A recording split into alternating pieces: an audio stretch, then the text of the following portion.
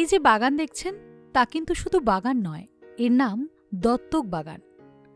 কাছে গেলেই দেখা যাবে হারানো প্রিয়জনদের নাম গাছেদের গায়ে। নগরায়নের বারবারন্তে সবুজ এখন ফিকে, কিন্তু হুগলির বঞ্চিগ্রামে ডিভিসি ব্রিজের নিচে গড়ে উঠেছে এমনই অভিনব দত্তক বাগান। এই এলাকায় একসময় প্রচুর গাছ ছিল, ধীরে ধীরে সেসব নষ্ট হয়ে গিয়েছে।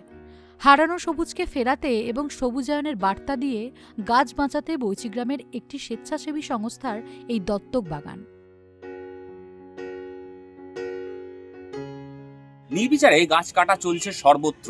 তার প্রতিকার হিসেবে বা তার বিরুদ্ধে সোচ্চার হয়েছে একদল যুবক।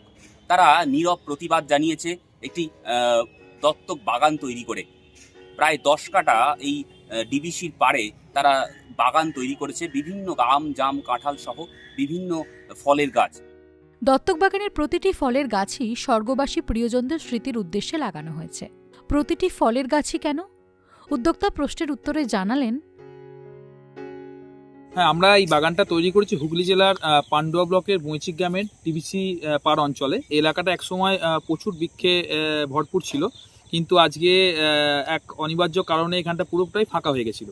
তো এখানে আমরা একটা অভিনব বাগান তৈরি করেছি, যেখানে আমরা বাগানটির নাম দিয়েছি দত্তক। অর্থাৎ এখানে আমাদের যে গাছগুলি আপনারা পিছনে দেখতে পাচ্ছেন, প্রতিটি গাছই কোনো না কোনো স্বর্গবাসীর নামে এই গাছগুলি নামাঙ্কিত। অর্থাৎ তাদের প্রিয়জনেরা এই গাছগুলি লাগিয়েছেন এবং তারা চাইলে এই গাছের তলায় এসে গাছগুলি যখন বড় হবে তারা আশ্রয় নিতে পারবেন এবং তাদের প্রিয়জনকে ভালোবাসতে পারবেন। একদিকে আমরা এখানে প্রকৃতি প্রেমের প্রতি মানুষের ভালোবাসা, সেই সঙ্গে আমরা মানুষকে একটা মেসেজ দিতে চাইছি যে আপনারা আপনাদের যে বাড়ির লোকের মতো গাছকে ভালোবাসুন। সেই উদ্যোগ থেকে আমাদের এই বাগান। তো এখানে যে গাছগুলি আছে সমস্তটাই ফলের গাছ আছে। ফলের গাছ এই কারণে আমরা করেছি, কারণ আস্তে আস্তে নগরায়নের যুগে বনাঞ্চল আস্তে আস্তে ধ্বংসপ্রাপ্ত হচ্ছে এবং বন্য প্রাণীদের খাবারের সংস্থান কিন্তু কমে যাচ্ছে। তাই এখানে আমরা যে কটি গাছ আছে তার মধ্যে অর্ধেক গাছ আমরা ঠিক করেছি যে আমরা বন্যপ্রাণীদের ফল খাওয়ার জন্য রাখবো, অর্থাৎ বন্যপ্রাণীরা নির্দ্বিধায় এসে এখানে ফল খেতে পারবেন। কতগুলি গাছ রয়েছে এই অভিনব বাগানে? 8 কাঠা জায়গার উপর এই বাগানের নাম কেন দত্তক বাগান? উদ্যোক্তার কথায়, বাকি গাছে যে অর্থ, অর্থাৎ বাকি যখন ফল হবে সেই ফলগুলি বিক্রি করে যে অর্থ হবে, এলাকাটি আদিবাসী অধ্যুষিত হয়, সেই এলাকার মানে ছোট ছোট বাচ্চাদের পড়াশোনা, পিছিয়ে পড়াশোনার বাচ্চাদের পড়াশোনায় আমরা বাকি যে গাছের ফলের অর্থটা আমরা ব্যয় করার চিন্তাভাবনা নিয়েছি। তো এখানে আমাদের সহযোগিতার হাত বাড়িয়ে দিয়েছেন শুধু আমাদের জেলা নয়, হাওড়া হুগলি নয়, এখানে আমেরিকা থেকে শুরু করে স্কটল্যান্ড থেকে আমাদের প্রবাসী ভারতীয় যারা আছেন তারাও তাদের প্রিয়জনের নামে এই আমাদের দত্তক বাগানে গাছ লাগিয়েছেন এবং তারাও যখন তাদের নিজ ভূমে আসবেন, অর্থাৎ ভারতের মাটিতে তারা যখন আসবেন, এই এলাকায় যখন আসবেন, তারাও চাইলে তাদের পিতামাতাকে বা মাকে যার নামে নামাঙ্কিত করেছেন তাকে তারা সেবা করতে পারবেন এবং তার ছাওয়া এসে একটু আশ্রয় নিতে পারবেন। এই হচ্ছে আমাদের দত্তক বাগান। কত গাছ লাগানো হয়েছে এখানে গাছ আছে 44টি গাছ আছে এবং সবকটি কিন্তু ফলের গাছ আছে, কোনো রকম ফুলের গাছ এখানে নেই। বৃক্ষরোপণ মহৎ কাজ। পরিবেশ রক্ষার জন্য প্রিয়জনদের উদ্দেশ্যে 3টি চারা গাছ রোপণ করেছেন সুদূর স্কটল্যান্ডে থাকা এক প্রবাসী ভারতীয়। এই আটচালা দত্তক বাগানের খবর আমি প্রথম পাই সোশ্যাল মিডিয়ায়। তারপর আমি এদের সঙ্গে যোগাযোগ করি। এদের এই উদ্যোগ আমার খুব ভালো লেগেছে।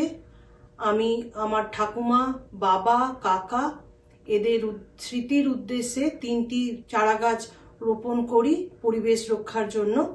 এবং তার সঙ্গে আমাদের মতো সাধারণ মানুষকে এগিয়ে আসতে হবে বৃক্ষ রোপণের জন্য।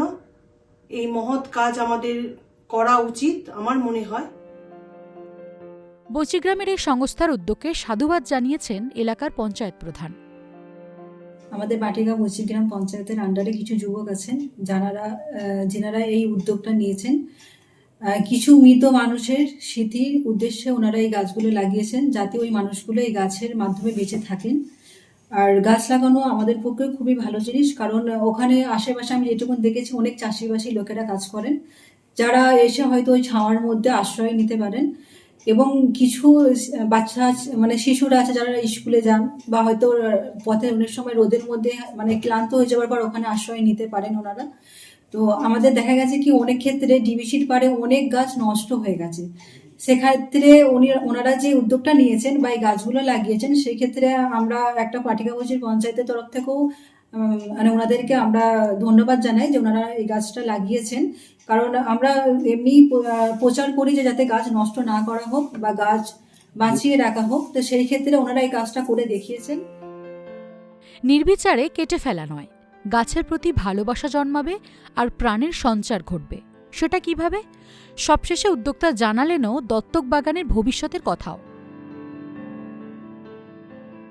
আগামী দিনে আমরা এলাকাবাসীর স্বতঃস্ফূর্ত সাড়া পাচ্ছি, তারাও এটাই খুব ইনিশিয়েটিভ নিচ্ছে।